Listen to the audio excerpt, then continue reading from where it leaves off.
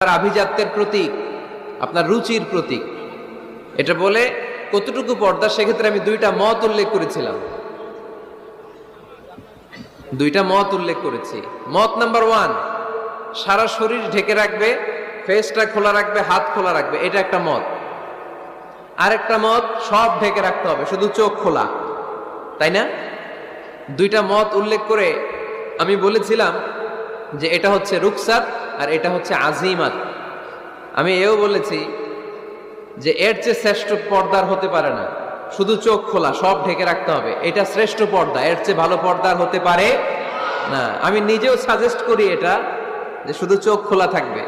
আবার ওই প্রশ্নের উত্তরে এও বলেছি চেহারা হচ্ছে সৌন্দর্যের রাজধানী, চেহারাই যদি দেখা হয়ে যায় তো সব দেখা হয়ে যায়, এজন্য এটা আমি সাজেস্ট করেছি।